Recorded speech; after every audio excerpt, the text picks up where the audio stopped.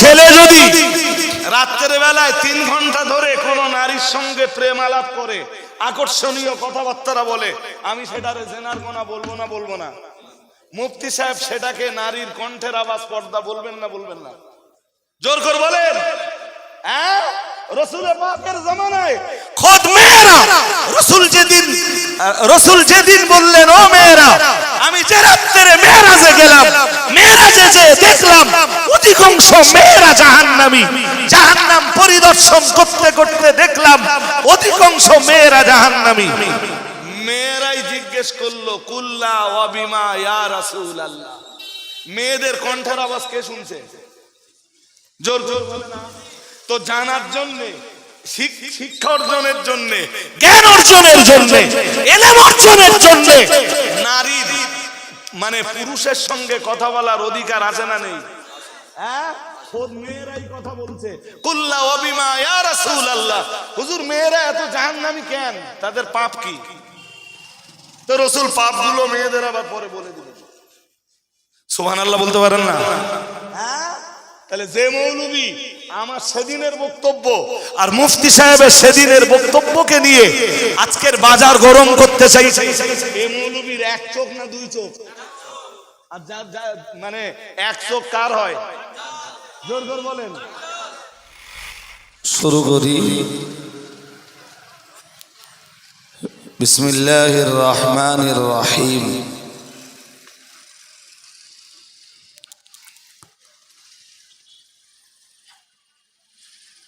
الذين يجتنبون كبائر الإثم والفواحش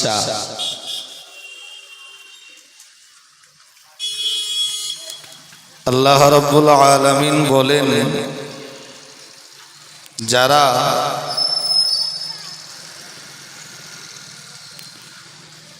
গুনাহে কবিরা এবং অশ্লীল কার্যাবলীকে নিজেদের জীবন থেকে দূরে সরিয়ে দেয়। রাস্তায় আপনাদের মন দিলে হবে না।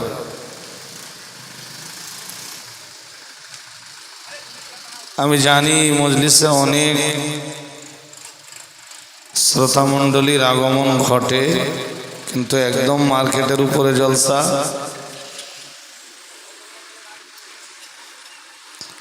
এটা পুরো মার্কেটের উপরে না হয়ে যদি একটু সাইডে হতো, তাহলে আমি এতক্ষণ স্টেজ নিয়েছি মানে মজলিস ভর্তি হয়ে যেত।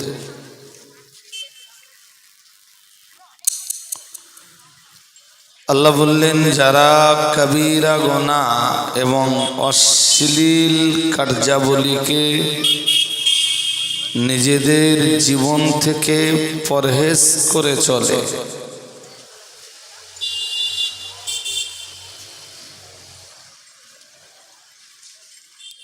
এখানে 2টো কথা বলা হয়েছে। প্রথম কথা গুনাহে কবিরা,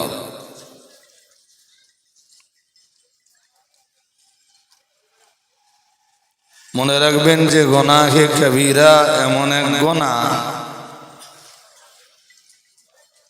যা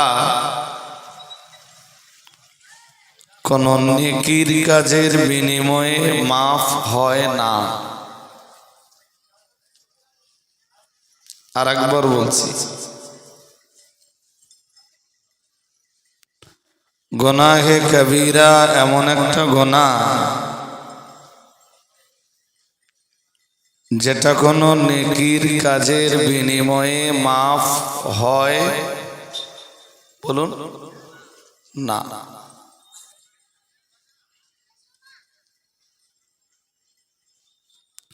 আজকে আপনারা এই যে মজলিসে এসে বসছেন, এই মজলিসটাও একটা নেকি কামাই করার মজলিস।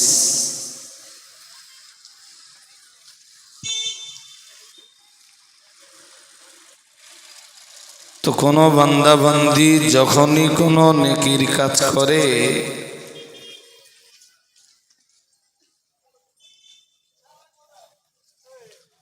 নেকির কাজের বিনিময়ে তার জীবনের কিছু গুনাহ ঝরে যায়। যেমন একটা হাদিস শোনাই,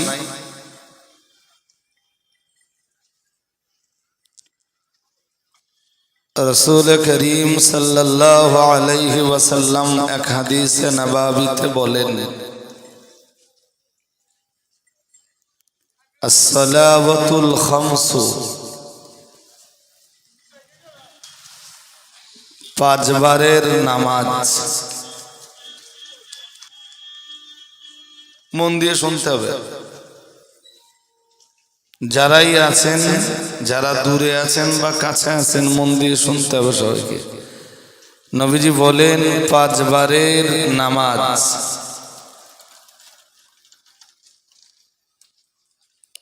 পরে আবার বলেছেন ওয়াল জুমআতু ইলাল জুমআতি, একটা জুমা থেকে আর একটা জুমা পর্যন্ত।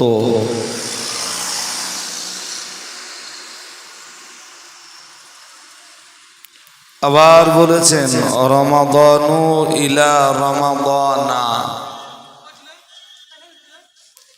এক রমজান থেকে আর এক রমজান পর্যন্ত। তাহলে প্রথম বলেছেন পাঁচ ওয়াক্ত নামাজ। এনে পাঁচ ওয়াক্ত নামাজের মর্ম কি জানেন? পাঁচ ওয়াক্ত নামাজের এক নামাজ থেকে আর এক নামাজ পর্যন্ত। দ্যাটস মিন ফজর থেকে জোহর, আবার জোহর থেকে আসর, আসর থেকে মাগরিব, মাগরিব থেকে এশা, এশা থেকে আবার ফজর, আবার ফজর থেকে জোহর।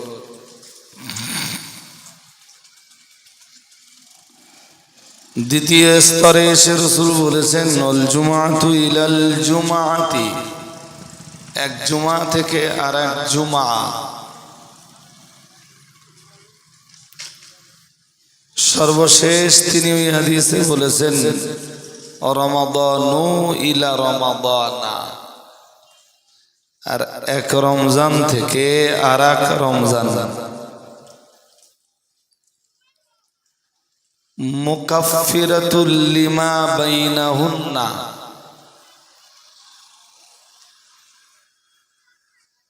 এর বিনিময়ে কি হয়? মাঝখানের সময়ের গুনাহগুলি সব কাফফারা হয়ে যায়। সুবহানাল্লাহ বলুন। একজন মানুষ ফজরের নামাজ পড়েছেন, আবার তিনি জোহরের নামাজও পড়ছেন।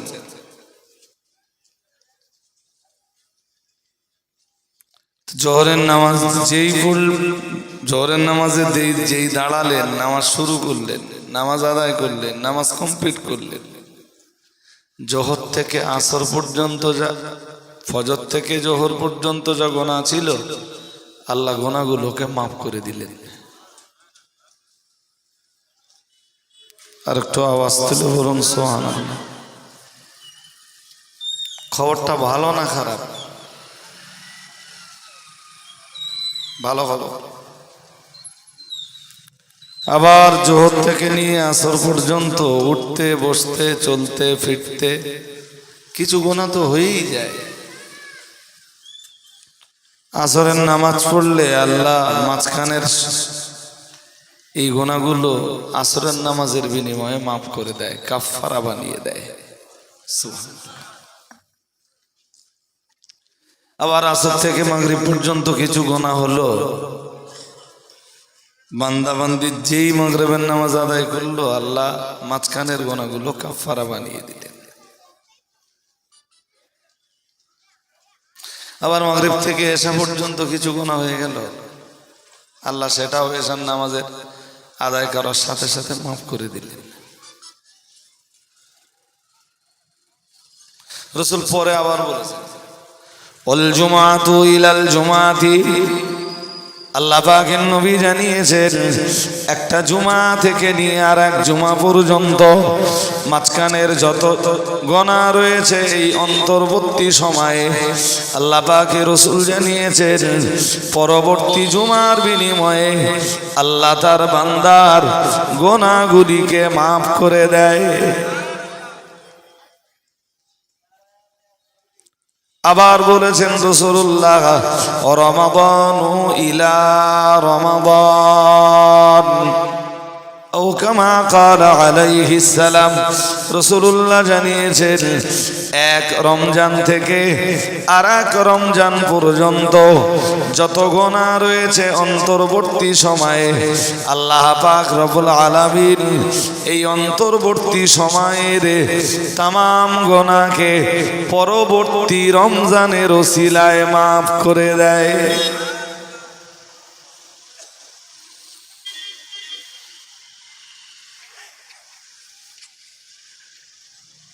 এই পর্যন্ত বলে রাসূলুল্লাহ হাদিস শেষ করেননি, আরেকটু আছে ওই হাদিসের অংশ। কি আছে? নবীজি বলেন ইদা জতুনিবাতিল কাবাইর। রাসূলুল্লাহ বলেন এই গুনাহগুলো maaf হয় তখন যখন কবিরা গুনাহকে পরহেজ করে চলা হয়। যখন বান্দার আমলনামায় কবিরা গুনাহ না থাকে তখন এই ছোট ছোট গুনাহগুলো অর্থাৎ সগীরা গুনাহগুলো, বড় বড় গুনাহগুলো যখন আমলনামায় না থাকে তখন এই ছোট ছোট গুনাহগুলো আল্লাহ বান্দার নামাজের বিনিময়ে, অক্তিয়া নামাজের বিনিময়ে, জুমা নামাজের বিনিময়ে, সর্বোপরি রমজানের বিনিময়ে সগীরা গুনাহগুলোকে maaf করে দেয় যখন কবিরা গুনাহ না থাকে।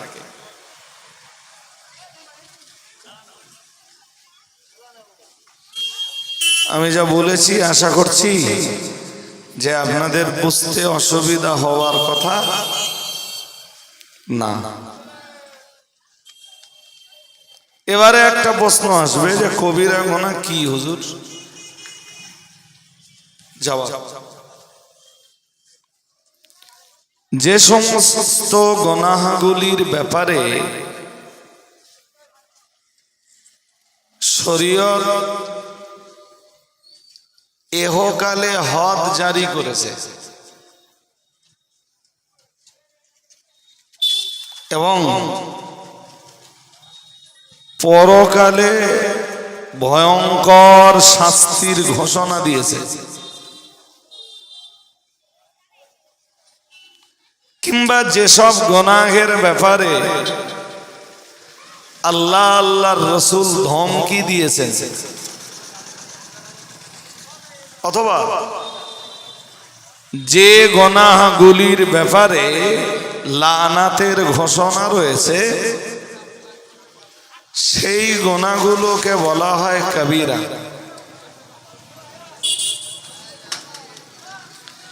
আমি একসাথে অনেকগুলো কথা বলে ফেলেছি। এক নম্বরে বলেছি যে গুনাহগুলির ব্যাপারে শরীয়ত শাস্তির ঘোষণা দিয়েছে এহকালে, যেমন চুরি করা। চুরি করলে শাস্তির ঘোষণা আছে। কি ঘোষণা?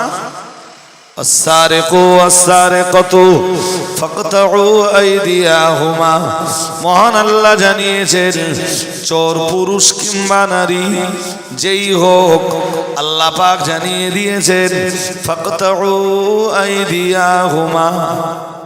মহান আল্লাহ ঘোষণা দিয়েছেন চোর ধরা পড়লেই হাত কেটে নাও।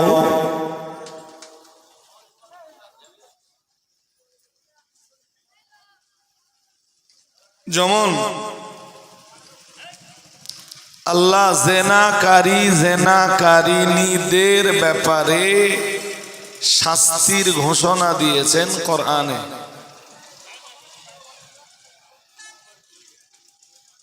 জেনাকারী আর জেনাকারিনীদের দুনিয়ায় একটা শাস্তি আছে না? হ্যাঁ না বলবেন তো? হ্যাঁ, তাহলে যে শাস্তির, যে গুনাহের এগেনস্টে পার্থিব শাস্তির ঘোষণা আছে, অথবা পরকালীন শাস্তির দুঃসংবাদ আছে, অথবা যে গুনাহের এগেনস্টে আল্লাহর রসুলের হুমকি ধমকি রয়েছে, ধরবো, শাস্তি দেব, আমি লড়বো, আমার রসুল লড়বেন, এই জাতীয় কথা, এই পাপের এগেনস্টে, এই পাপের কারণে জায়গা, এই জাতীয় পাপিষ্ঠদের জায়গা জাহান্নাম, আমি এদেরকে জাহান্নাম দিব, জি, কিংবা যে পাপগুলোর ব্যাপারে আল্লাহর রসুল ঘোষণা দিয়েছেন যে এই জাতীয় পাপগুলো করলে আল্লাহর লানাত নাজিল হয়, শরীয়তের পরিভাষায় ওই পাপগুলোকে বলা হয় গুনাহে কাবীরা। গুনাহে কাবীরা। আমি এই এতক্ষণ ধরে গুনাহে কাবীরার যা সংজ্ঞা দিলাম, এন হিসাব করলে দেখা যাবে যে গুনাহে কাবীরার যা সংখ্যা দেখা যাবে তা এক মজলিসে একদিন বলে ফেলা সম্ভব না। ইমাম যাহাবী রহমাতুল্লাহ আলাইহি কাবায়েরের উপরে, অর্থাৎ গুনাহে কাবীরার উপরে এইরকম মোটা একটা বই লিখেছেন আরবিতে, কম বেশ 500 পৃষ্ঠা হবে, 5-6 পৃষ্ঠা না, 500 পৃষ্ঠা কবিরা গুনার উপরে একটা বই লিখেছে ইমাম যাহাবী। তাতে শুরুতে একটা আয়াত এনেছেন, সেই আয়াতটাই আমি শুরুতে পড়েছিলাম, বাট পরিবেশ শান্ত না হলে তো আমি আয়াতটা বোঝাতে পারবো না। দেখি এবারে বোঝেন কিনা আপনারা। الذين يجتنبون كبائر الإثم والفواحش إلا اللمم। মহান আল্লাহ 27 পারা সূরাতুন নাজমের ভিতরে জানিয়েছেন, আল্লাযীনা ইয়াজতানিবুনা কাবাইরাল ইসমি ওয়াল ফাওয়াহিশ। মহান আল্লাহ জানিয়েছেন, যারা পরহেজ করে চলে কবিরা গুনাহগুলো। কবিরা গুনাহ আপনাদের আর বুঝতে অসুবিধা নেই তো? আরে হ্যাঁ না জোর করে বলতে হবে। এনে মার্কেটের উপরে আপনাদের ফিডব্যাক খুব ভালো পাচ্ছি না, আর শ্রোতাদের ফিডব্যাক না পেলে বক্তা কথা বলে কখনো তৃপ্তি পায় না। কবিরা গুনাহ আপনাদের বুঝতে অসুবিধা নেই, আর কি জিনিস কবিরা গুনাহ বলি দিয়েছি তা। এবারে আল্লাহ বলেন 27 পারা সূরা নাজমে, সূরাতুন নাজম, যারা কবিরা গুনাহগুলোকে পরহেজ করে চলে। আমি যে সাবজেক্ট শুরু করেছি না, এই সাবজেক্ট নিয়ে 1 সপ্তাহ ধরে অচল্য চালানো যাবে, ধারাবাহিক, কন্টিনিউ, ব্রেক করলে হবে। বুঝতে পারেননি? মসজিদে হলে ভালো হয় যে প্রত্যেক জুমায় জুমায়, এক জুমায় যেখানে শেষ হচ্ছে পরের জুমায় আবার সেখান থেকে স্টার্ট হবে। বাট এই মজলিসগুলোতে তো সে সম্ভব নয়। আজ আমি এক জায়গায় ওয়াজ করব, কালকে ওয়াজ করব আর এক জায়গায়, এই তো হয়। আল্লাযীনা ইয়াজতানিবুনা কাবাইরাল ইসমি, মহান আল্লাহ জানিয়েছেন কবিরা গুনাহগুলোকে যারা নিজেদের জীবন থেকে পরহেজ করে চলে, কবিরা গুনাহ যারা নিজেদের জীবন থেকে বাদ দিয়ে চলে, আল্লাহ পাক আবার জানিয়েছেন ওয়াল ফাওয়াহিশা, এবং নির্লজ্জ কাজগুলো যারা নিজেদের জীবন থেকে বাদ দিয়ে চলে। এই ছেলেরা এখানে চিল্লাচ্ছিস কেন? ওই মাথায় তো এগুলো একেবারে ছোট না।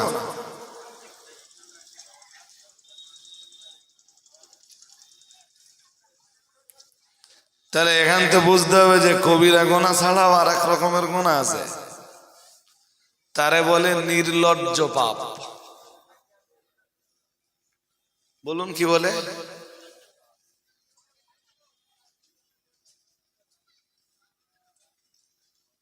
মানে যেই পাপগুলোতে লজ্জা থাকে না,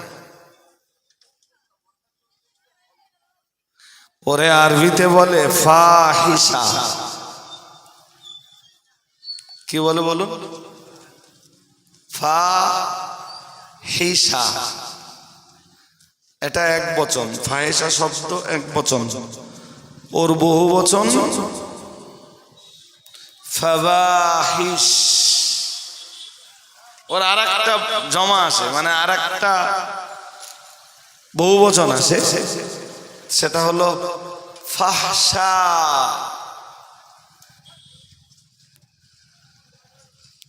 কোরআনে যেটা এসছে, ইন্নাল্লাহা ইয়া'মুরু বিল আদলি ওয়াল ইহসানি ওয়া ইতাই যিল কুরবা ওয়া ইয়ানহা আনিল ফাহশাই ওয়াল মুনকার।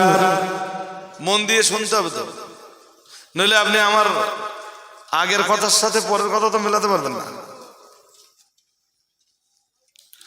ইন্নাল্লাহা ইয়া'মুরু বিল আদলি ওয়াল ইহসান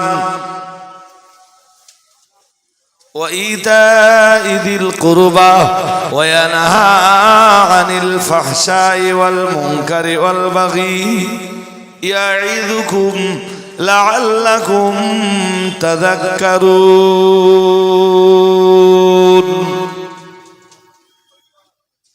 এটা 14 পারা সূরা নাহলের আয়াত নম্বর 90।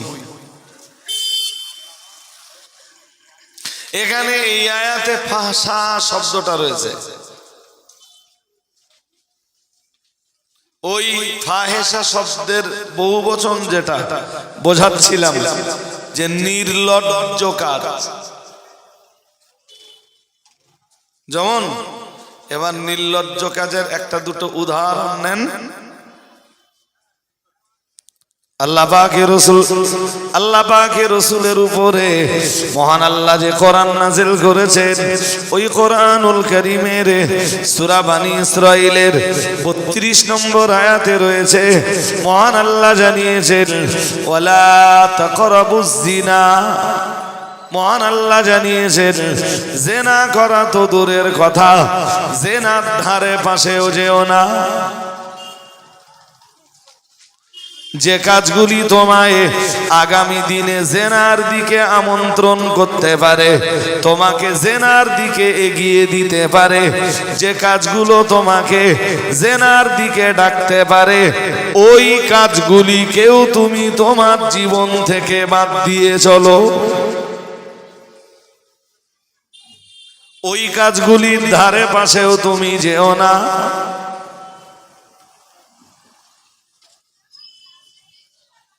কেন? আমরা বললাম কেন আল্লাহ আপনি জেনার উপরে এত নিষেধাজ্ঞা আরোপ করতেছেন কেন? আল্লাহ বললেন কেন? অ্যানসারটা নাও। ইন্নাহু কানা ফাহিশাতান। মহান আল্লাহ জানিয়েছেন কারণ এটা ফাহেশা কাজ, এটা নির্লজ্জ কাজ।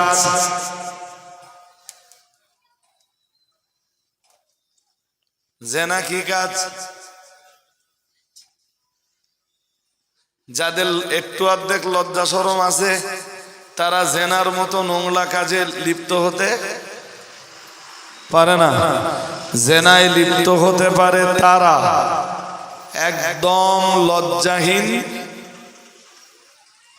বলেন বলেন, একদম লজ্জাহীন যারা জি জেনায় লিপ্ত হতে পারে তারা একটু অর্ধেক লজ্জা আছে।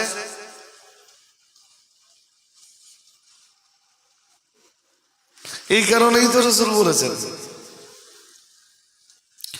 আল ঈমানু বিদুয়া সাবউনা শুবা ফাআফদালুহা কাউলু লা ইলাহা ইল্লাল্লাহ ওয়া আদনাহা ইমাতাতুল আযা আনিত তারিক। আল্লাহ পাকের রাসূল জানিয়েছেন ঈমানের 70-এর বেশি শাখা রয়েছে। এটা মৌলানাদের কাছে আপনারা अवेलेबल শোনেন, ঈমানের শাখা 70-এর বেশি। কতর বেশি? 70 প্লাস। 70 বিদউ ওয়া 70 শুবা। যদিও বুখারীর এক হাদিসে আছে ঈমানের শাখা পোশাখা 60 প্লাস, আর আমি যে হাদিসটা পড়েছি আপনাদের কাছে আজ তাতে আছে 70 প্লাস। মন দিয়ে শোনেন। এরপরে রাসূল বললেন ফাফদালুহা কাউলু লা ইলাহা ইল্লাল্লাহ। রাসূলুল্লাহ জানিয়েছেন ঈমানের সর্বোত্তম শাখা হলো, সর্বশ্রেষ্ঠ শাখা হলো লা ইলাহা ইল্লাল্লাহ। সুবহানাল্লাহ। ঈমানের শ্রেষ্ঠ শাখা লা ইলাহা, সবাই পড়েন লা ইলাহা ইল্লাল্লাহ। এটা ঈমানের সবচেয়ে বড় শাখা।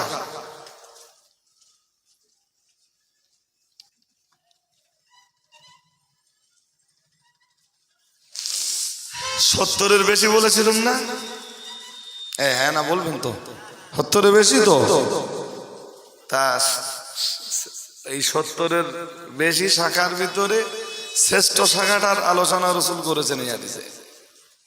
এরপরে নবী বলেন ওয়াদানা গাইমাতাতুল আযা আনিত তারিক।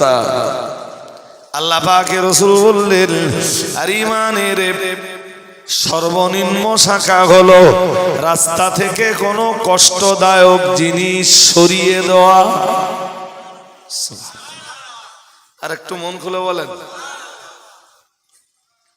আপনি হাঁটছেন তো, বাজারেই হাঁটছেন, ধরুন বাজারের রাস্তায় হাঁটতে হাঁটতে দেখলেন রাস্তার উপরে একটা কলার খোসা পড়ে আছে। কে ফেলেছে ওর হয়তো বোধ নেই।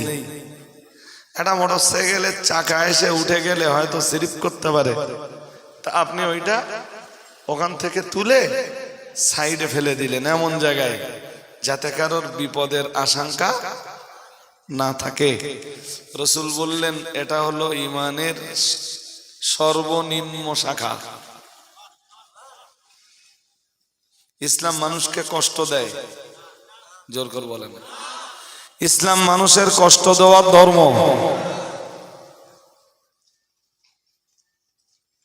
রাস্তা দিয়ে যেতে যেতে দেখলেন একটা বড় ব্রেক পড়ে আছে, ওটা পারলে আপনি সরিয়ে দেন, কারণ ওইটা না কারোর বাইকের চাকায় পড়ে তার বাইকের চাকাটা পাংচার হতে পারে। পারে না? পারে।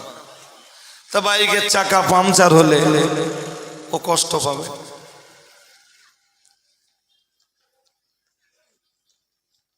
ইসলাম মানুষকে কষ্ট দেওয়ার ধর্ম না, ইসলাম ভালোবাসার ধর্ম।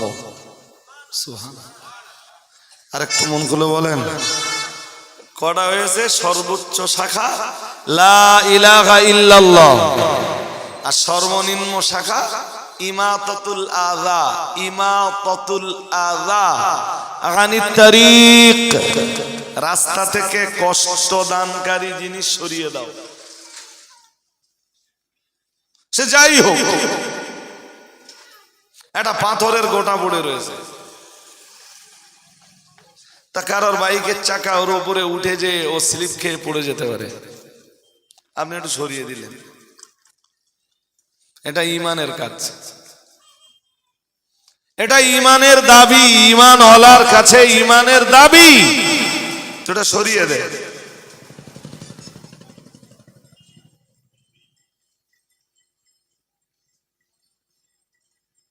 এরপরে রাসূল বাকি 68টা কি রাসূল বলেননি, তবে 68টার ভিতরে আর একটা মারাত্মক অঙ্গ নিয়ে রাসূল এবার বলবেন। কি হয়েছে? তো দুটো, তাহলে যদি 70ও ধরে নেওয়া হয়, রসুল তো বলেছেন 70-এর বেশি হয়েছে দুটো, তাহলে 68 প্লাস বাকি। এবারে রসুল বললেন ওয়াল হায়াউ শুবাতুম মিনাল ঈমান। আল্লাহ পাকে নবী বললেন লজ্জা লজ্জা লজ্জা হলো ঈমানের অঙ্গ। কি ঈমানের অঙ্গ?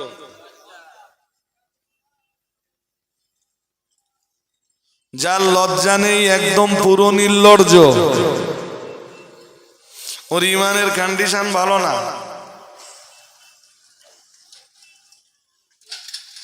আরে বাবা, এই যে 70-এর বেশি শাখা আছে, রসুল বলতেছেন না, মুহাদ্দিসরা এই 70-এর বেশি শাখা তাদের হাদিসের ব্যাখ্যার কিতাবে লিখেছেন।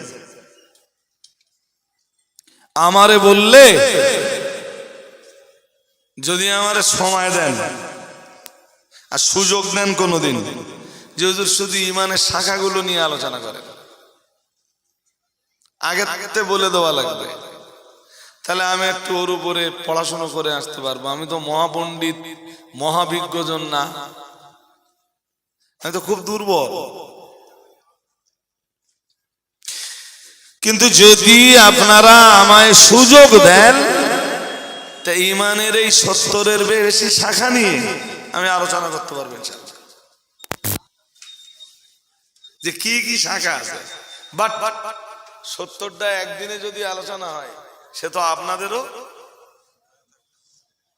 কথা বলে মনে থাকবে না। তবে ইউটিউবে বারবার শোনা যাবে,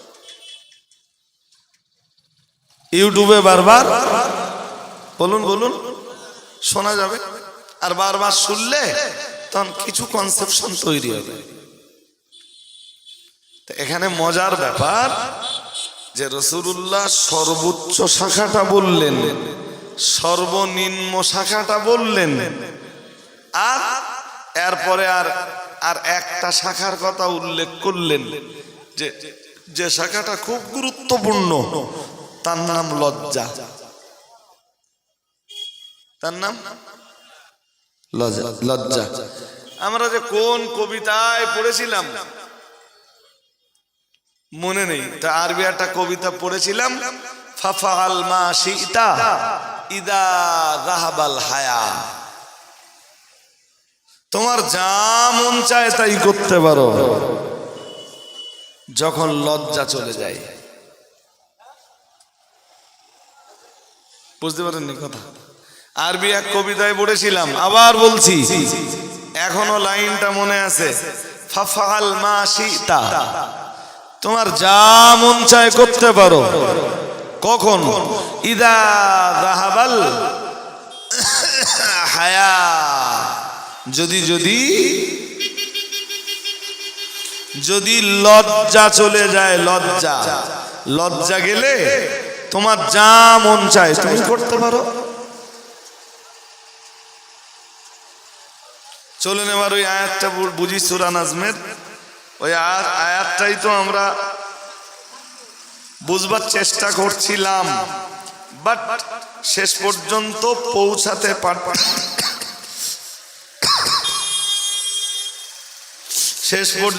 পৌঁছাতে পারিনি। চলুন আর একবার ট্রাই করি, সূরা নাজমের ওই আয়াতটা দেখি বুঝতে পারে কিনা। আল্লাযীনা ইয়াজতানিবুনা কাবাইরাল ইসমি ওয়াল ফাওয়াহিশা, মহান আল্লাহ জানিয়েছেন কবিরা গুনাহগুলো যারা বর্জন করে চলে, ওয়াল ফাওয়াহিশা, নির্লজ্জ কাজগুলো যারা বাদ দিয়ে চলে।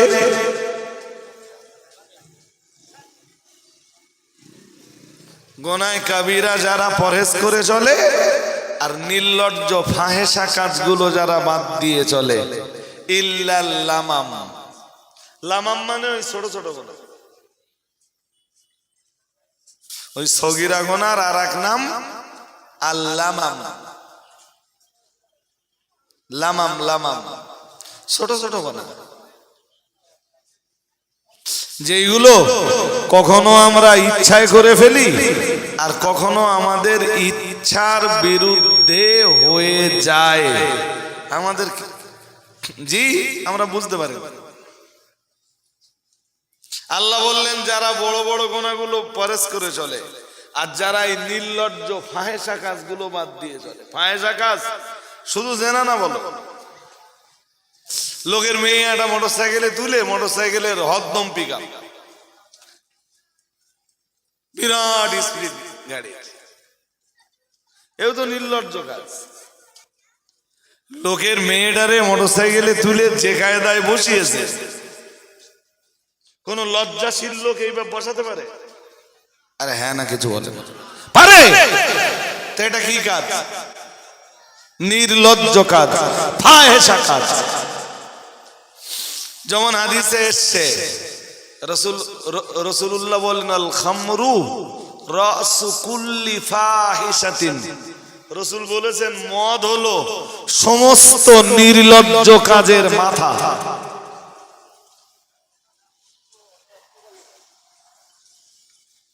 শুনছেন নাকি? সমস্ত নির্লজ্জ কাজের মাথা কি? মদ।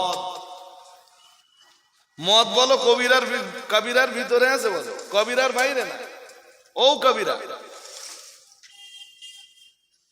এরপরেও এই নির্লজ্জ পাপগুলোকে আল্লাহ রাসূল আলাদা করে ফাহেসা বলে ঘোষণা দিচ্ছেন। ফাওয়াহিশ, ফাহশা, এই জাতীয় শব্দ দিয়ে আল্লাহ রাসূল উল্লেখ করতেছেন উম্মতের অতি সাবধানতার জন্য, বান্দা বান্দীদের অতি সাবধানতার জন্য। সুবহানাল্লাহ। কিন্তু বান্দাবান্দি এ তো চরম পর্যায়ের অসতর্ক।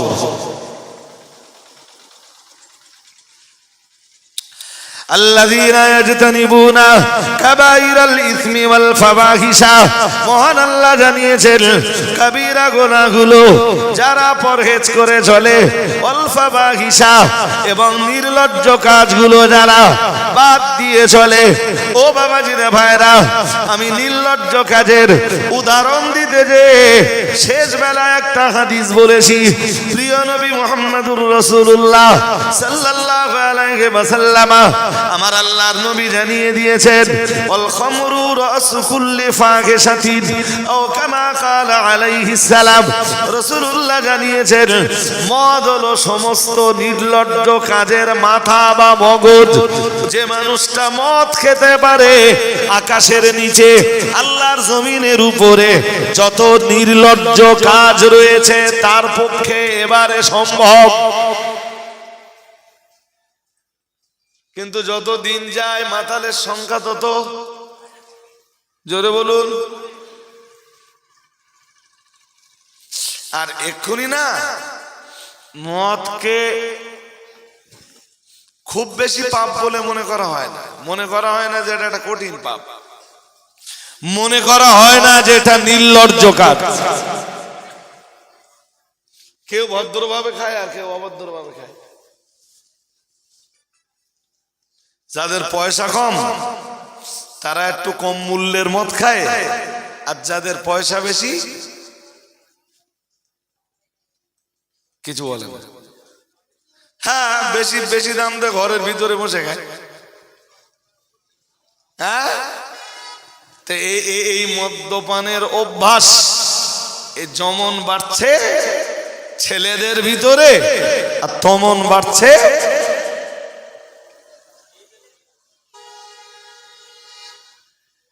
যদিও আমাদের দিকে নারী সমাজে মদ্যপানের পরিমাণ কম, তবে একটু টাউনের দিকে গেলে ব্যাপক ব্যাপক।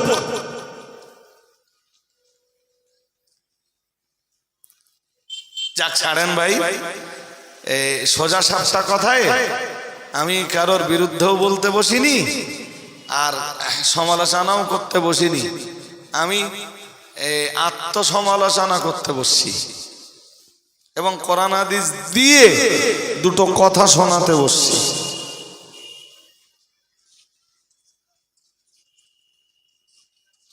আল্লাহ এই দুটো কাজকে বাদ দিতে বলছেন, গুনাহ কাবিরা আর নির্লজ্জ পাপ যেগুলো।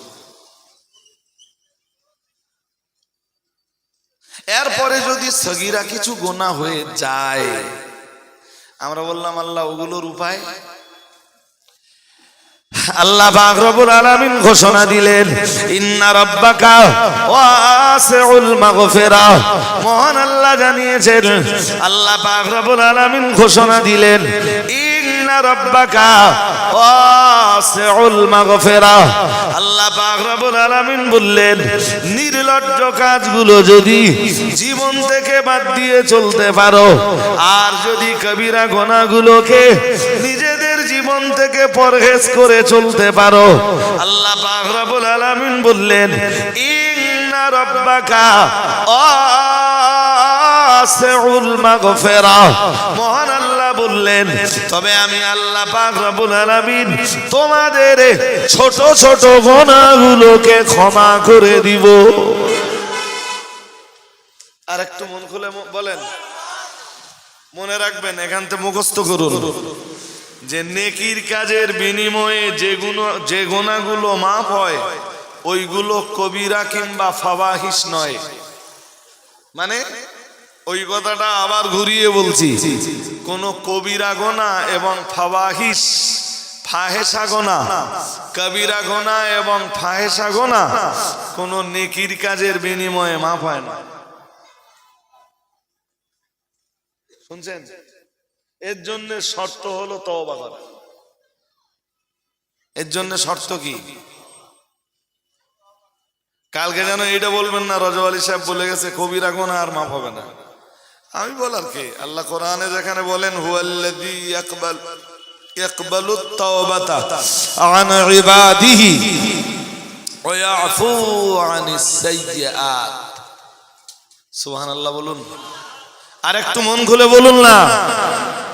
কোরআনে আল্লাহ যেখানে বলেন, লা তাকনাতু মির রাহমাতিল্লাহ ইন্নাল্লাহা ইয়াগফিরুয যুনুবা জামিআ ইন্নাহু হুয়াল গফুরুর রহিম। সেখানে আমি তো বলতে পারি না যে গুনাহ মাফ হবে না। হ্যাঁ, গুনাহ মাফ হবে, তবে আল্লাহ যেমনটা সূরা জুমারের 53 আর 54 নম্বর আয়াতে বলেছেন, তোর কত পাপ আছে বান্দা, তুই কি পাপ করেছিস কবিরা, আমি মাফ করে দেব। তুই কি পাপ করেছিস ফাহেসা, আমি মাফ করে দিব। তবে দুটো শর্ত আছে। শুনছেন নাকি? কয় শর্ত?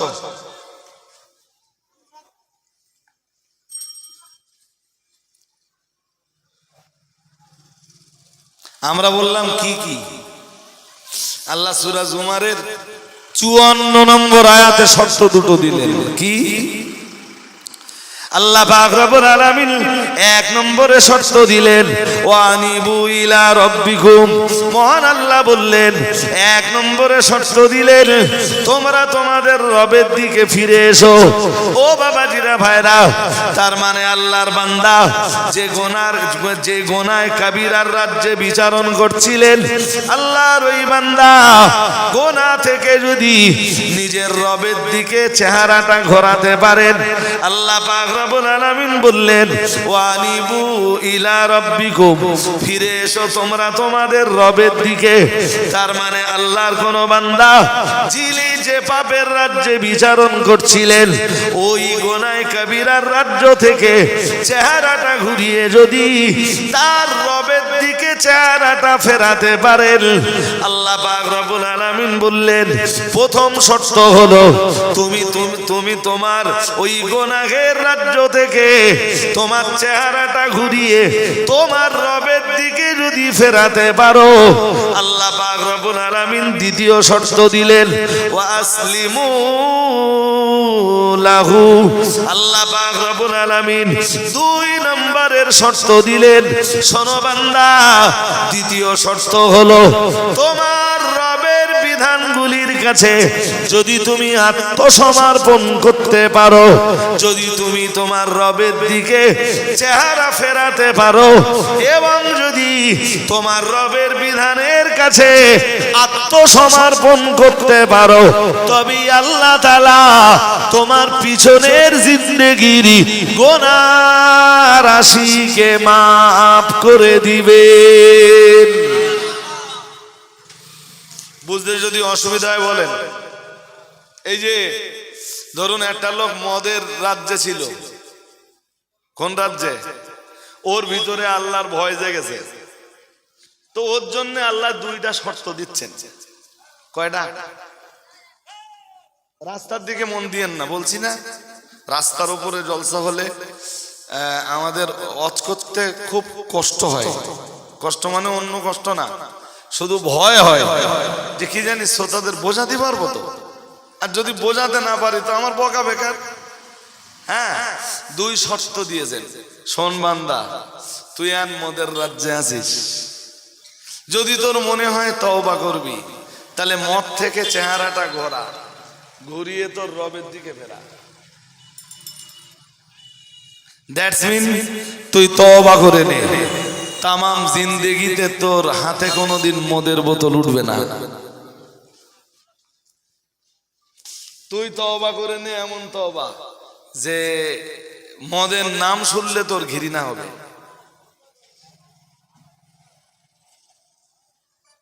শুনছেন নাকি? মদের নাম শুনলে তোর ঘৃণা হবে। জি, যদি তুই এইভাবে তোর চেহারা তোর রবের দিকে ফেরাতে পারিস, তুই যদি তোর রবের কাছে এই কন্ডিশনে ফিরে আসতে পারিস, তোর রব তোর পিছনের 20 বছরের মদ পান করা গুনাহ মাফ করে দিবেন। তবে ওই যে টান মেরে ফেলে দিবি জিন্দেগিতে, আর তুই মদের বোতলে হাত দিতে।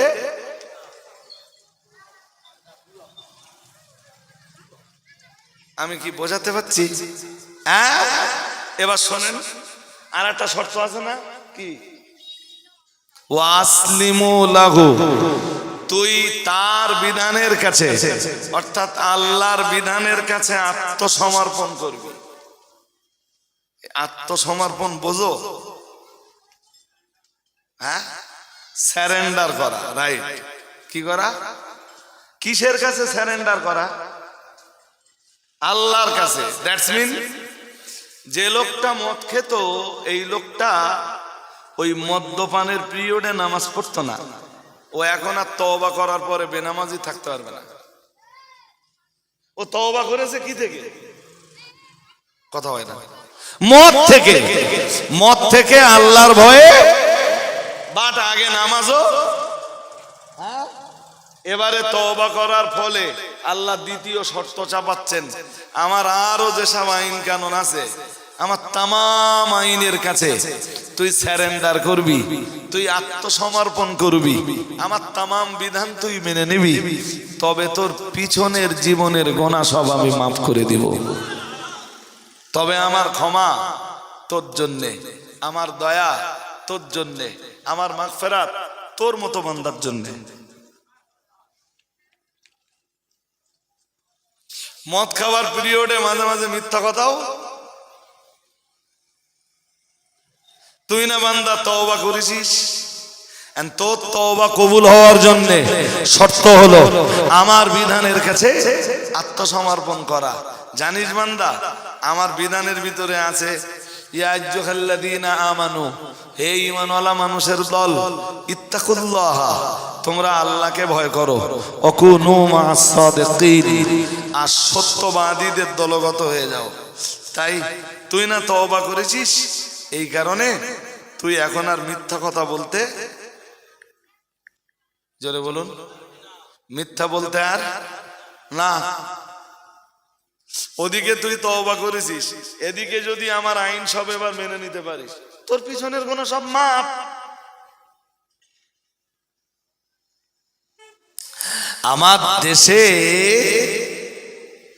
আমার দেশে সাধারণত যেটা ঘটে, সেটা কি ঘটে জানেন? কিছু বলেন কি ঘটে মানে? বলছি, এবার আমি বলতেছি শুনি নেন তাহলে। ভাই সাহেব বলতেছে কি ঘটে, আমরা কি করে জানবো? যেটা ঘটে সেটা সূরা জুমারের 53 আর 54 পরপর দুটো আয়াত আছে। লা তাকনাতু মির রাহমাতিল্লাহ, লা তাকনাতু মির রাহমাতিল্লাহি ইন্নাল্লাহা ইয়াগফিরুয যুনুবা জামিআ ইন্নাহু হুয়াল গফুর গফুরুর রহিম। খুব সুদ দিয়ে শুধু 53 নম্বর আয়াতটা বলা হয়। রাস্তায় মন দেন না, রাস্তায় মন দেন না, ও জ্যাম মাঝে মাঝে একটু হবে। জি 53 নম্বর আয়াতটা সুদ দিয়ে পড়া হয়, বাংলা মানেটাও বলা হয়, কিন্তু 54 নম্বর আয়াতে যে শর্ত আছে এই শর্তটা বলা হয় না।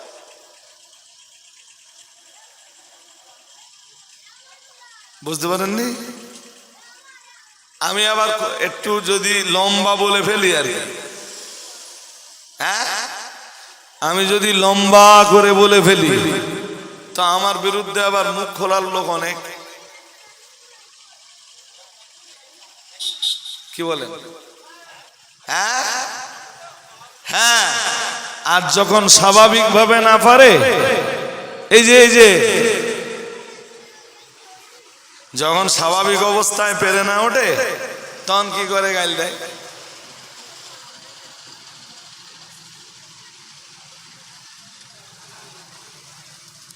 যখন কোরআন দিয়ে হাদিস দিয়ে লড়বার মতো আর ক্ষমতা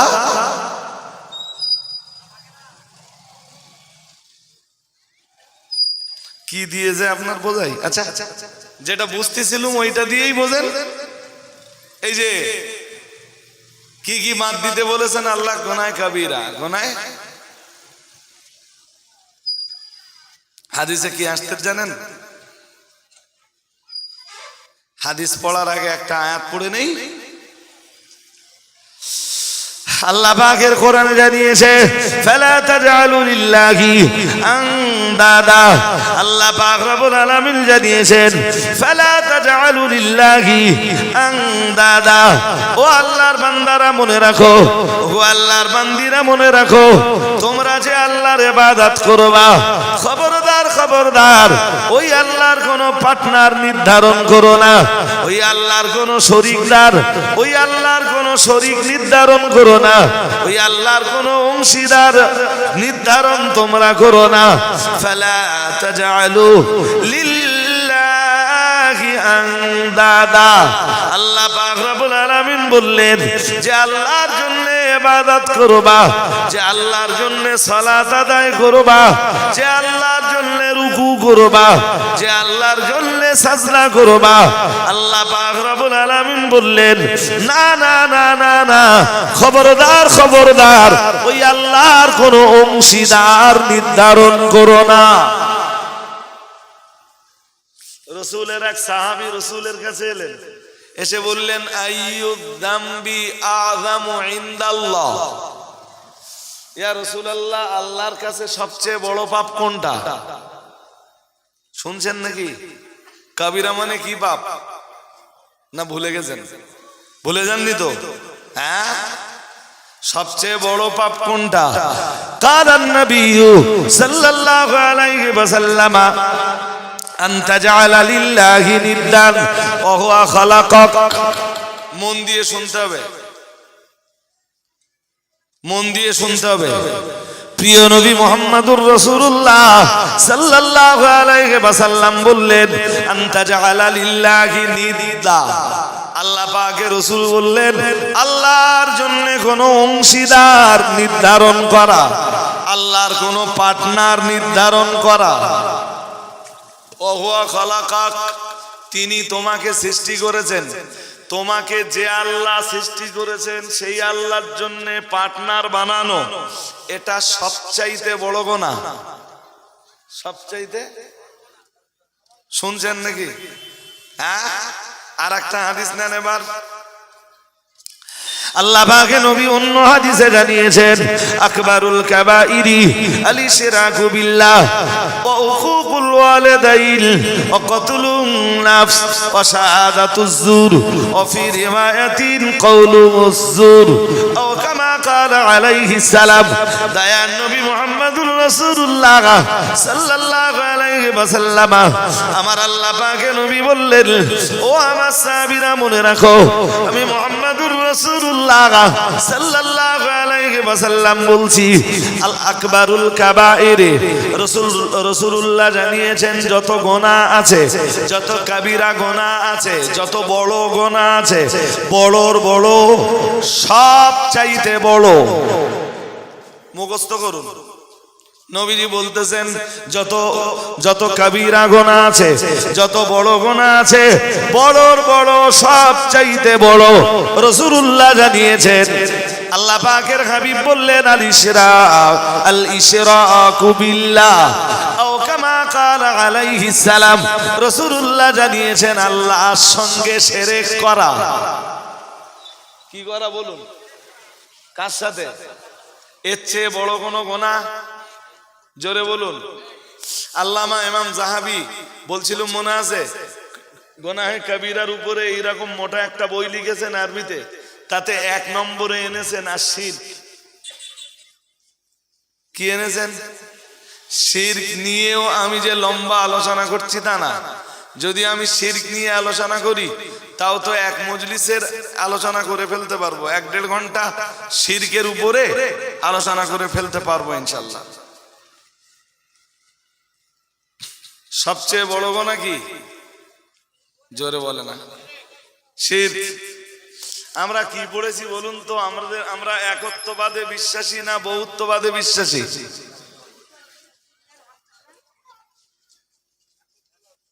একত্ববাদ। কি সেটা? লা ইলাহা, সবাই পড়ে,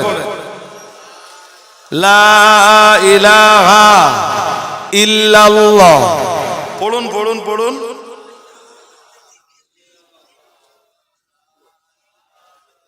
কই পড়তেছেন? আরো মন দিয়ে পড়েন। লা ইলাহা ইল্লাল্লাহ।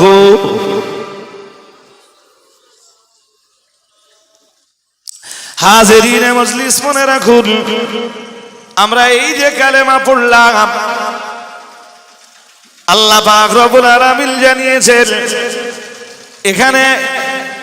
এখানে আমি একটা আয়াত এবার শোনাবো, 14 পারা সূরা নাহালের 106 নম্বর আয়াত। যদি কলেমা পড়ার পরে কেউ বহুত্ববাদকে স্বীকার করে,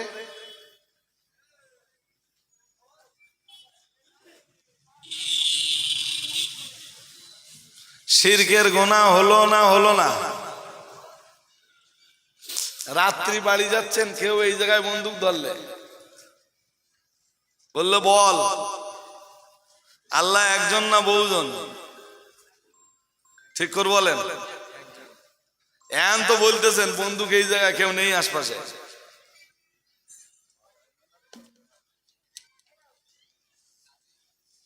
ইমান কাঁচা আর পাকা যাই হোক, মশলা কি?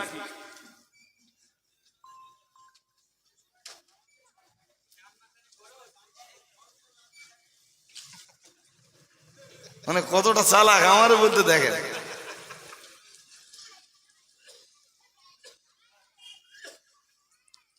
চলুন কোরআনে দেখি কি আছে। আল্লাহ পাকের কোরআন জানিয়েছে, মান কাফারা বিল্লাহি মিন বাদি ঈমানিহি ইল্লা মান উকরিহা কলবুহু মুতমাইন্নুম বিল ঈমান।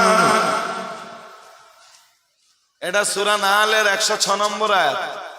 সূরা নাহলের এতক্ষণ ধরে কি শুনলেন? অনেক আলোচনায় শুনেছেন, তার ভিতরে এক আলোচনা উঠে এসছে শিরক করা। জোর করে বলে না, শিরক করা শুধু কবিরা না, বড়র বড় সবচেয়ে বড়, বড়র বড় সবচেয়ে বড়। আল্লাহ এই আয়াতে বলতেছেন মান কাফারা বিল্লাহ, কেউ কুফরি করলো আল্লাহর সাথে। কার সাথে? জোর করে বলে না। মিন বাদে ঈমানিহি, ঈমানের পরে, ঈমানের পরে কেউ কি করলো? কুফরি করলো। কি করলো? জোর করে বলে না। ঈমানের পরে কেউ কুফরি করলো কার সাথে? আল্লাহর সাথে ইল্লামান উকরিহা, তবে কুফরিটা সে ইচ্ছাকৃত করিনি, তার প্রতি জবরদস্তি প্রয়োগ করা হয়েছে। কি করা হয়েছে? বল প্রয়োগ করা হয়েছে, জানের হুমকি দেওয়া হয়েছে, মেরে দেবো। আমি আগে আয়াতটা বলে নিচ্ছি। হ্যাঁ, আল্লাহ বলতেছেন কলবুহু মুতমাইন্নুম বিল ঈমান, কিন্তু তার অন্তরে ঈমান আছে। অন্তরে কি আছে? তার অন্তর বলছে লা ইলাহা ইল্লাল্লাহ, কিন্তু এখান ধরে রেখেছে এই বয়সে তার মুখ বলতেছে আল্লাহ তিনজন। শুনছেন নাকি? মুখ কি বলতেছে, অন্তর কি বলতেছে? আল্লাহ আল্লাহ। মনে রাখবেন, এরকম ঘটনা যদি কখনো ঘটে, এক্ষেত্রে রাস্তা দুটো, রাস্তা দুটো। প্রথমটারে আরবিতে বলে আজিমাত। কি বলে?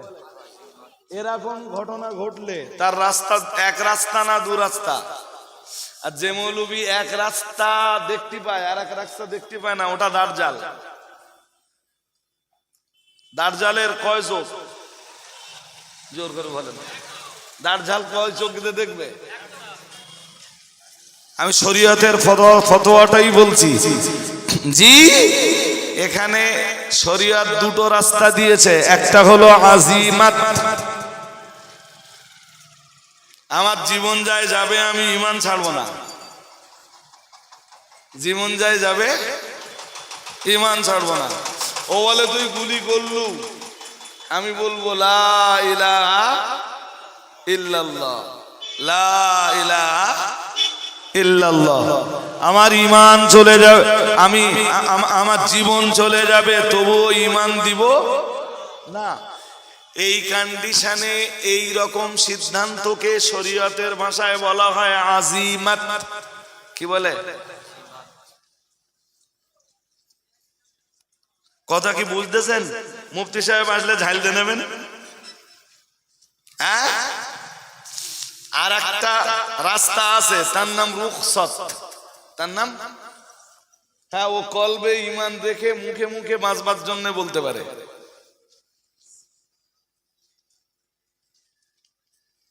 বুঝতে পারেননি?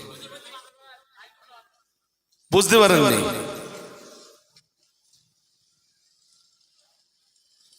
বুঝতে পেরেছেন কি? ও মুখে মুখে কলবে কি আছে? কলবুহু মুতমাইন্নুম বিল ঈমান, ওর কলবে রয়েছে ঈমান। ওই ঈমান কলবে জায়গা দিয়ে রেখেছে, কিন্তু শুধু বাঁচবার জন্য ও কুফরিটা করে ফেলেছে। ও বাবাজিরা ভাইরা, আমি আগেই বলেছি শরীয়ত এরকম কন্ডিশনে দুইটা রাস্তা বেঁধে দিয়েছে। একটা রাস্তার নাম হলো আজিমাত, আর একটা রাস্তার নাম হলো রুখসত। রুখসাতের ক্ষেত্রে কিছু ছাড়পত্র থাকে। যারা শুধু আজিমাতটা দেখে, রুখসাতটা দেখতে পায় না, এদের এক চোখ কানা না? হ্যাঁ না বলবা তো? যারা শুধু কি দেখে, রুখসাত, আজিমাতটা দেখতে পায় না, এদের এক চোখ কানা না? হ্যাঁ না বলবেন তো? হ্যাঁ, কি বলেছিলাম? এক চোখ কানা কার? জোর করে বলেন। এরম কিছু মৌলভী সাহেব আমাদের দেশে এখন পাওয়া যাচ্ছে, শুনছেন নাকি? এরম কিছু মৌলভী সাহেব শুধু এক চোখ দিয়ে এরম করে দেখে।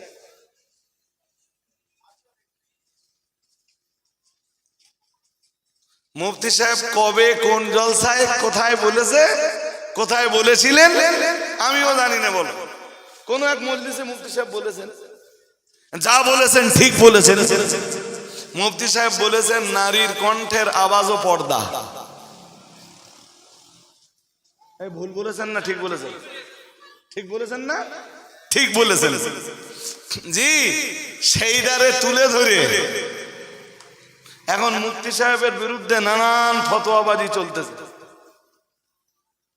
আমি বুখারী শরীফের এক হাদিস দিয়ে অজ করতে করতে বলেছি জি যে কানের জেনা হলো নারীর কণ্ঠের আকর্ষণীয় কথাবার্তা শোনা। এ তো বুখারীর হাদিসে আছে। কোথায় আছে? এ আমার কথা না রাসূলের কথা? জোর করে বলে না, রাসূলের কথা। জি, এ বলবো না বাদ দেবো? বলতে হবে তো, বলতে হবে তো, বলতে হবে না?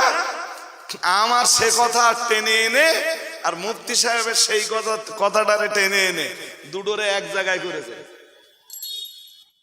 এক জায়গায় করে এবারে বলছে তোমরাই ফতোয়া দিলে নারীর কণ্ঠের আওয়াজ কি পর্দা, তোমরাই ফতোয়া দিলে নারীর কণ্ঠের আওয়াজ শুনলে জেনার গুনাহ হয়, জেনার গুনাহ হয়। আর তোমরা এখন কি করতেছো? এ মালের কসম আর এক চোখে দেখতে হবে তো, হ্যাঁ না বলবেন তো, আরেক চোখে দেখতে হবে তো। যদি বলেন হুজুর কি দেখতে হবে, মুফতি সাহেব এসে গেছেন, আমার আর বলবার অধিকারও নেই। না বলেন বলেন বললি হয়? শোনেন এই শেষ কথাটা বলি, শেষ কথাটা বলি। এদের এক চোখ অন্ধ কেন বলেছি? কোরআনের এক সূরা আছে 28 পারার একদম শুরুতেই আছে, তার নাম সূরাতুল মুজাদালা। কি নাম? কথা কয় না, তা কি করে বোঝাবো? কি নাম? তার নাম সূরাতুল মুজাদালা। মুজাদালা মানে কি জানেন? পারস্পরিক কথোপকথন অথবা কথা কাটাকাটি করা, কথা বাগ বিতান্ডা করা। এরে আরবিতে বলে আল মুজাদালা। কি বলে? ওই সূরার প্রথম আয়াতেই এসেছে কদ সামি আল্লাহু কওলাল্লাতী তুজাদিলুকা ফি যাওজিহা ওয়া তাশতাকি ইলাল্লাহ। আমি জানি না যেসব মৌলবী এক চোখ দিয়ে দেখতেছে তারা এসব পড়েছে কিনা। আমার কথা বুঝতে পারেননি? মহান আল্লাহ জানিয়েছেন কদ সামি আল্লাহ, নিশ্চয়ই আল্লাহ শুনেছেন। আমরা জানো বললাম আল্লাহ শুনেছেন কার কথা? মহান আল্লাহ বললেন কওলাল্লাতী, ওই মহিলার কথা যে মহিলা, আল্লাতী তুজাদিলুক, যে মহিলা ও নবী আপনার সাথে কথোপকথন করছিল। কার সাথে কথোপকথন করছে? নবীও কথা বলছেন, ওই মহিলাও কথা বলছে। নবীর কথা মহিলা শুনছে, মহিলার কথাও। পর্দা লাগবে না? হ্যাঁ না বলেন? জোর করে বলবেন তো। কোন ছেলে যদি রাত্রের বেলায় 3 ঘন্টা ধরে কোন নারীর সঙ্গে প্রেম আলাপ করে, আকর্ষণীয় কথাবার্তা বলে, আমি সেটারে জেনার গুনাহ বলবো না? মুফতি সাহেব সেটাকে নারীর কণ্ঠের আওয়াজ পর্দা বলবেন না বলবেন না? জোর করে বলেন। হ্যাঁ, রাসূল পাকের জামানায় খোদ মেয়েরা,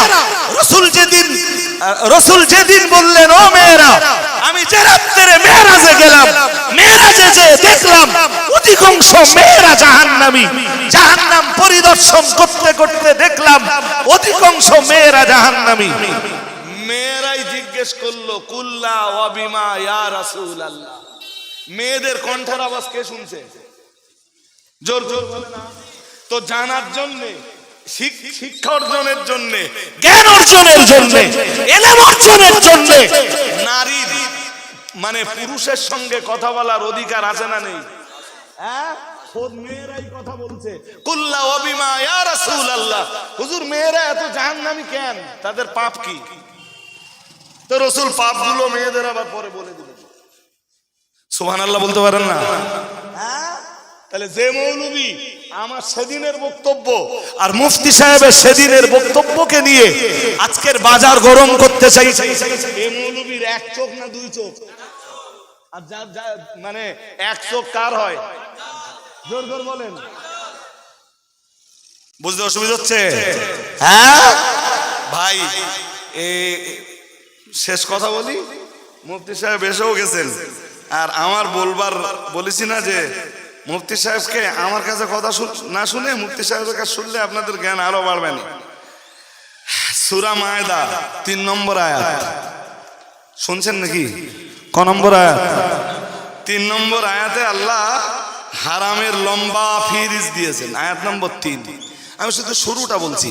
হুররিমাত আলাইকুমুল মাইতাতু ওয়াদ-দামু ওয়া লাহমুল খিনজিরি ওয়া মা উহিল্লা লিগাইরিল্লাহি বিহি ওয়াল মুনখানিকাতু ওয়াল মাওকুদাতু ওয়াল মুতারাদ্দিয়াতু ওয়ান নাতিহাত। আয়াত অনেক লম্বা। এই আয়াতে কোন কোন জিনিস হারাম আল্লাহ তা আলোচনা করছেন। করতে করতে আল্লাহ বলছেন হুররিমাত আলাইকুমুল মাইতাত, মরা জিনিস তোমাদের জন্য হারাম করা হয়েছে। কি জিনিস? জোর করে বলে না। মরা প্রাণী, মরা প্রাণী। বেশ, আর কি হারাম করা হয়েছে? ওয়াদ্দাম, আয়াদ্দামুল মাসফু, প্রবাহিত রক্ত। প্রবাহিত রক্ত তোমাদের প্রতি কি করা হয়েছে? হারাম করা হয়েছে। নাম্বার 3 ওয়ালাহমুল খিনজির, তোমাদের জন্য হারাম করা হয়েছে শুকরের গোশত। কিসের গোশত? এরপরেও আল্লাহ অনেকগুলো হারাম জিনিসের নাম উল্লেখ করেছেন। সবগুলো বলতে গেলে তোমার সময় যাবে। এগুলো হারাম তো? হ্যাঁ না জোর করে বলে না? হ্যাঁ হারাম। চলুন ওই আয়াতের শেষের দিকে একটু দেখি।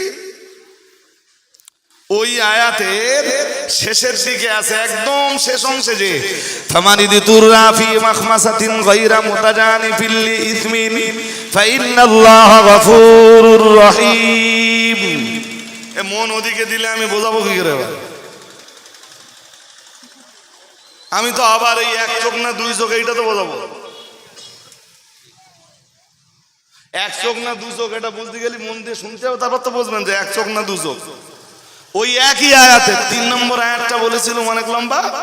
ওই আয়াতের শেষে আল্লাহ বলছেন ফামানিতুর ফি মাখমাসাতিন, ক্ষুধার তাড়নায় কেউ যদি বাধ্য হয়, কেউ যদি নিরুপায় হয়। এই যে ওই মরা প্রাণী হারাম করেছে না, কোথাও কোনো খাবার আর নেই, জীবন একদম শেষ পর্যায়ে। একটা মরা ছাগল পাওয়া গেছে। কি পাওয়া গেছে? মরা ছাগল। কেন খেতে পারবে না? পারবে না। আল্লাহ ওই ফতোয়াটা এবার দিচ্ছেন এখানে এসে। ওদিকে আল্লাহ বলে নিয়েছেন যে মরা প্রাণী হারাম, তাহলে ওটা এক চোখ। আরে হ্যাঁ না বলে না? হ্যাঁ। আর এখানে আল্লাহ কি বলতেছেন? যদি তুমি কখনো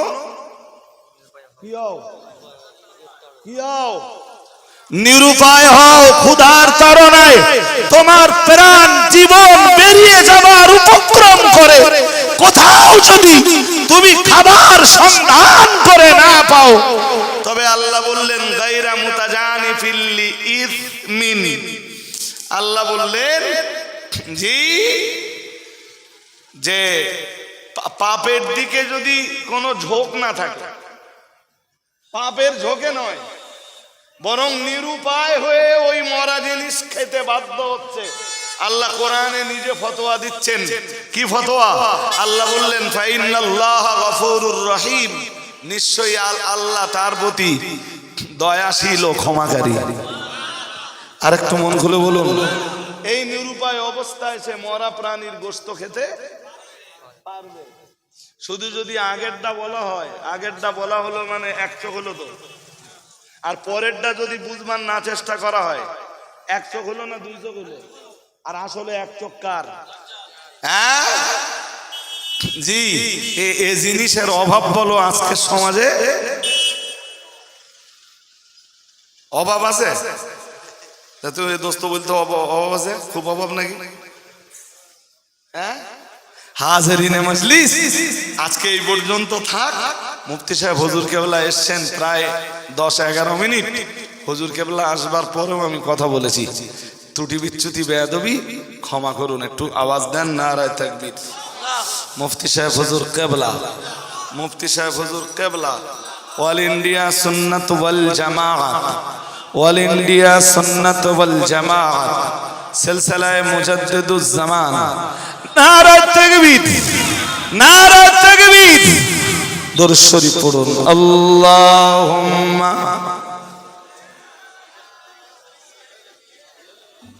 বলবো